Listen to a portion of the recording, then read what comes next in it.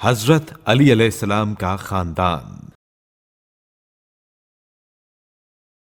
حضرت علی علیہ السلام اور حضرت رسول خدا صلی اللہ علیہ وآلہ وسلم کا تعلق ایک ہی خاندان سے ہے۔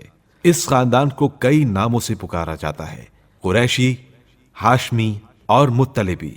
یہ بات تسلیم شدہ ہے کہ آپ علیہ السلام کا سلسلہ نسب حضرت ابراہیم علیہ السلام سے جا ملتا ہے، اور رسول خدا صلی اللہ علیہ وآلہ وسلم سے روایت کی گئی ہے کہ آپ صلی اللہ علیہ وآلہ وسلم نے فرمایا کہ جب میرا سلسلہ نسب عدنان تک پہنچ جائے تو خاموشی اختیار کرو۔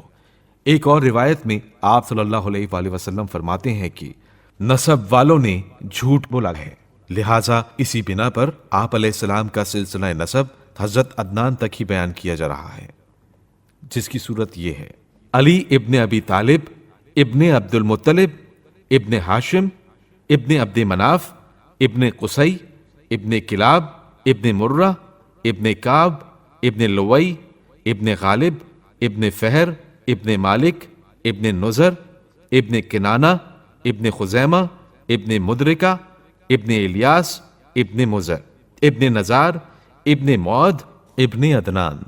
تمام عرب میں خاندان قریش اور قریش میں بنی ہاشم کو ایک خاص اعزاز حاصل تھا۔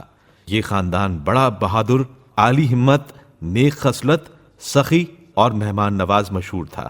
عرصے سے خانہ کعبہ کی خدمت اسی خاندان سے تعلق رکھتی چلی آ رہی تھی۔ عرب کے لوگ عموماً اور مکہ معظمہ کے باشندے خصوصاً اس خاندان کی بڑی تعظیم و توقیر کرتے تھے۔ یوں تو اس خاندان کو قدیمی اعزاز حاصل تھا ہی، لیکن حضرت محمد مصطفیٰ صلی اللہ علیہ وآلہ وسلم اور حضرت علی علیہ السلام کی ذات نے اس میں اور چار چاند لگا دیے۔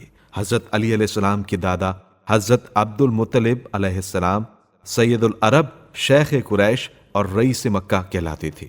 حضرت عبد المطلب علیہ السلام کے بعد حضرت علی علیہ السلام کے والد حضرت ابو طالب علیہ السلام اپنے باپ کے جانشین قرار پائے۔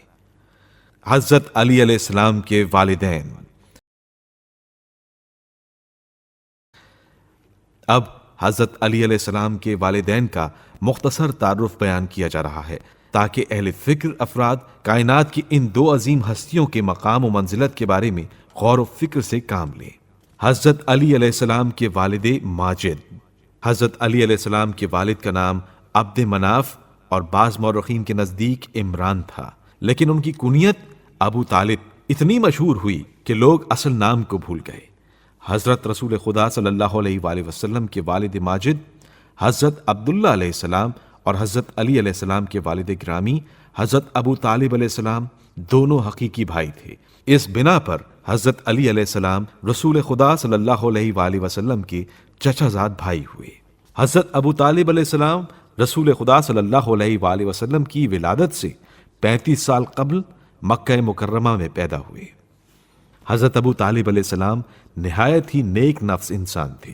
انہوں نے زمانہ جاہلیت میں بھی، جبکہ تمام عرب پانی کی طرح شراب پیتے تھے، کبھی کسی قسم کی شراب کو منہ نہیں لگایا۔ حضرت ابو طالب علیہ السلام حضرت رسول خدا صلی اللہ علیہ وآلہ وسلم سے تقریباً 35 سال بڑے تھے۔ اپنے ذاتی وقار اور خاندانی اعزاز کے باعث آپ کو بھی شیخ القریش، سید البطحہ اور رئیس مکہ کہا جاتا تھا۔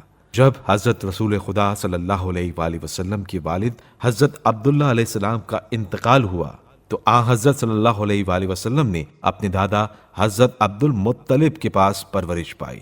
جب ان کا بھی انتقال ہو گیا تو حضرت ابو طالب نے حضرت صلی اللہ علیہ وآلہ وسلم کی پرورش اپنے ذمہ لے لی۔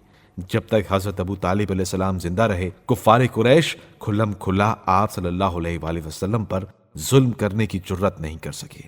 حضرت ابو طالب علیہ السلام کی انتہائی شفقت یہ تھی کہ رات کو جہاں حضرت رسول خدا صلی اللہ علیہ وآلہ وسلم سوتے تھے، سب لوگوں کے سو جانے کے بعد آپ کو وہاں سے اٹھا کر کسی دوسری جگہ لٹا دیتے تھے، اور اپنے کسی بیٹے کو آپ صلی اللہ علیہ وآلہ وسلم کے بستر پر اس لیے سلا دیتے تھے کہ اگر کوئی دشمن حملہ کرے تو حضرت صلی اللہ علیہ وآلہ وسلم محفوظ رہیں۔